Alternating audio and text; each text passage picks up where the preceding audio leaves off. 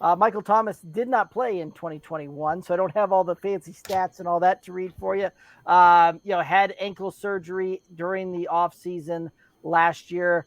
Some would say that ankle surgery happened during the preseason, but it happened very late into the off-season cycle last year and ended up missing the entire campaign for 2021. Thoughts on Michael Thomas?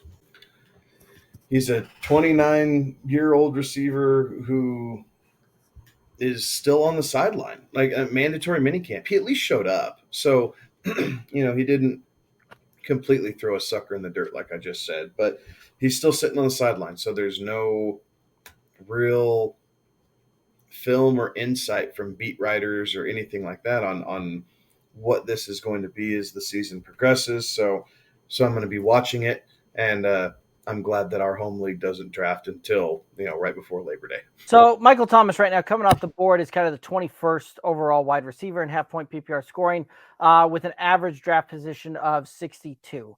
And at that point, that one's still, I think, a little rich for my blood. That puts him right at the very top of the 6th round for as far as a draft pick goes. And again, this is one of those that the Saints last year, I don't know that we're going to see a very, very different philosophy this year in the Saints offense versus last year in the Saints offense. And I get that Sean Payton's not there, but Carmichael is the same offensive coordinator there. Dennis Allen isn't necessarily a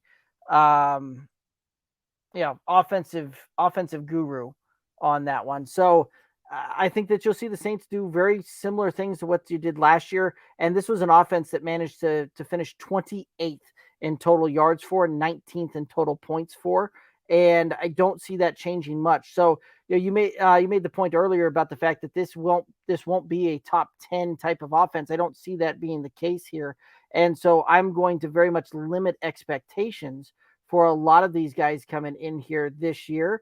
And while I do think that Jameis will continue what we saw last year and being much more efficient, not necessarily trying to push the ball like we've seen in the past, which that actually looks to fit very well with what Michael Thomas tends to do and run those short routes, those slant routes, all of those things. I'm just not sure that I want to pull the trigger on him in the early 6th when looking at it, I can potentially have guys like Mike Williams, Jerry Jeudy, Marquise Hollywood Brown, and Brandon Cooks. Those are the 4 receivers coming off the board right after him with, wide receiver 22, 23, 24, 25.